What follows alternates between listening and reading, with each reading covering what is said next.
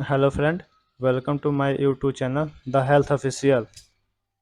आज हम लोग पेनिसिलिन के बारे में बात करूंगा। पेनिसिलिन के बारे में एक्सप्लेन करूंगा। पेनिसिलिन होता क्या है, पेनिसिलिन आया कैसे, कहाँ से आया, पेनिसिलिन कितने प्रकार के होते हैं, पेनिसिलिन क्या है, एंटीबायोटिक जो पेनिसिलिन एंटीबायोटिक है उस किस में यूज किया जाता है, इसी के बारे में आज एक्सप्लेन करूंगा। पूरे शुरू से लेकर अंत तक आप वीडियो को बने रहिए और पेनिसिलिन के बारे में जानिए। पेनिसिलिन सन 1928 में सर अलेक्जेंडर फ्लेमिंग ने सर्वप्रथम पेनिसिलियम नोटेटम से पेनिसिलिन की खोज की थी। सन 1941 में पेनिसिलिन चिकित्सीय उपयोग के लिए उपलब्ध हो गई थी। आजकल पेनिसिलिन पेनिसिलियम क्राइसोजेनम क्राइसोजेनम नामक फंगस से प्राप्त की जा रही है, जिनका चिकित्सार्थ उपयोग किया जाता है। पेनिसिलिन एंटीबायोटिक का एक बहुत ही महत्वपूर्ण समूह है। जो आपका पेनिसिलिन है यह एक एंटीबायोटिक का एक ही रूप है, एक महत्वपूर्ण उसका समूह है, उसका भाग है एक क्रियाविधि यानी मैकेनिज्म। पेनिसिलिन जीवाणुओं की कोशिका भित्ति के सं- संश्लेषण में बाधा डालता है। कोशिका भित्ति का विघटन हो जाने के कारण जीवाणु नष्ट हो जाता है।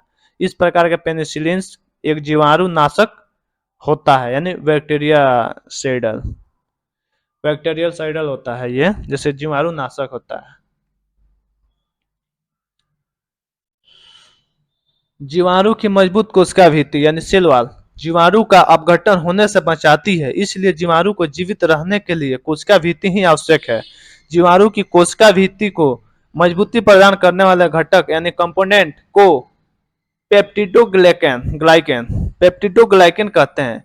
इस पेप्टिडोग्लाइकन के संश्लेषण के लिए एक एंजाइम की आवश्यकता होती है, जिसे ट्रांसपेप्टिडो कहते हैं। ट्रांसपेप्टिडेज को पेनिसिलिन बाइंडिंग प्रोटीन भी कहते हैं। जो आपका ये इसका ये रूप है पेनिसिलिन को, इसको कोशिका जो जीवाणु है इसको जीवित रहने के लिए कोशिका भित्ति यानी सेल वॉल की जरूरत होती है। और जो ये जीवाणु का अपघटन होता है उससे ये आपका जो ओथी होता है पेनिसिलिन ये बचाता है। जो इसका पेप्टिडोग्लाइकन है, पेप्टिडोग्लाइकन का जब संश्लेषण होता है तो एंजाइम की आवश्यकता होती है। जब एंजाइम की आवश्यकता उसमें होता है, जब संश्लेषण होने के बाद जब एंजाइम उसमें जाता है तो जिसे इसको ट्रांसपेप्टिज ट्रांसपेप्टिजन को कहते हैं, ट्रांसपेप्टिडेज कहते हैं। और ट्रांसपेप्टिडेज को पेनिसिलिन बाइंडिंग प्रोटीन भी कहते हैं। यानी जो ये तीन दोनों है तीनों तीनों एक ही है, इसका नाम अलग अलग हो जाता है। बीटा लैक्टम, अब इसके बाद हम जानेंगे बीटा लैक्टम। ये बीटा लैक्टम क्या है? बीटा लैक्टम जैसे कि पेनिसिलिन, सिफालो एस्पोरिन्स, मोनोबैक्टम एंड कार्बोपेनम्स, ये सभी बीटा लैक्टम्स है। ट्रांसपेप्टिड्स को रोक देते हैं। इस प्रकार पेप्टिडोग्लाइकन का संश्लेषण होना रुक जाता है।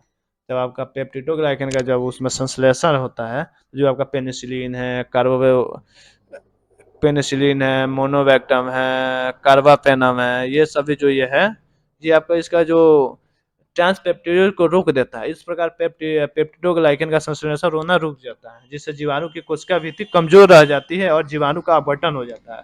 जब ये रोक देगा, जब पेनिसिलिन है जो खाने के बाद से एंटीबायोटिक का एक रूप है, बैक्टीरिया होता है, जीवाणु होता है, जब ये आपके शरीर में प्रवेश करता है उस समय ये पेनिसिलिन दिया जाता है या कार्बापेनम दिया जाता है, मोनोबैक्टम दिया जाता है, तो उस समय ये जाएगा शरीर में तो आपका जो उसका जो जीवाणु होता है ना, जो उसका संश्लेषण होता है, एक दूसरे से बढ़ना होता है, उसमें ये आपको रोक देता है, जिसके चलते वो उसका कोशिका भित्ति कमजोर हो जाती है और जीवाणु का अपघटन या नष्ट हो जाते हैं।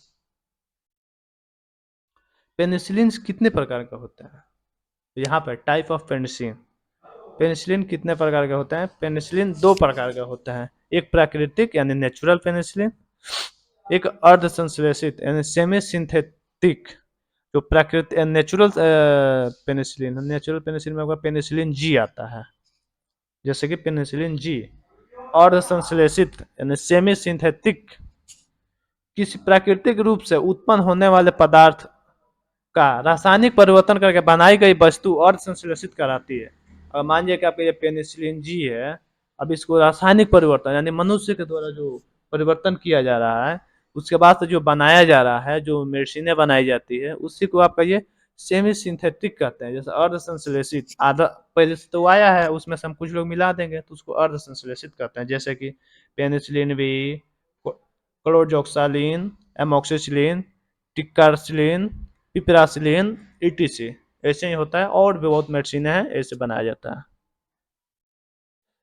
A type of semi-synthetic penicillin. Semi synthetics penicillin 4 प्रकार के होते हैं। पहला एसिड रेसिस्टेंट, जैसे कि पेनिसिलिन बी। दूसरा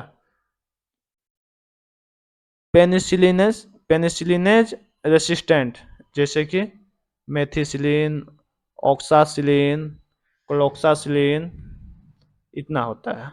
तीसरा एमिनो पेनिसिलिन, एग्जाम्पल में एम्पिसिलिन, एमोक्सिसिलिन, बाकाम बैकम है ना, बाकाम्पिसिलिन। चौथा एंटी एंटीसिमोनो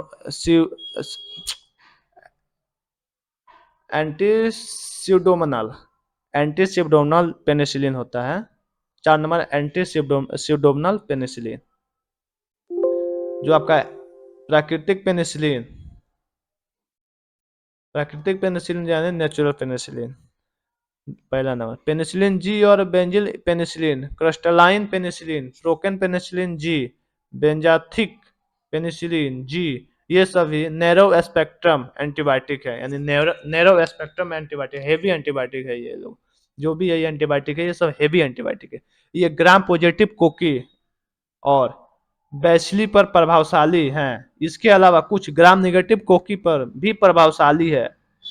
एस्पाइरोकेटेस पर भी ये अच्छा प्रभाव डालते हैं। जैसे ग्राम नेगेटिव हो गया, ग्राम पॉजिटिव बैक्टीरिया हो गया, ग्राम नेगेटिव बैक्टीरिया हो गया, एस्पाइरोकेटेस पर भी ये अच्छा प्रभाव डालता है। इसका बहुत बढ़िया रिस्पॉन्स होता है।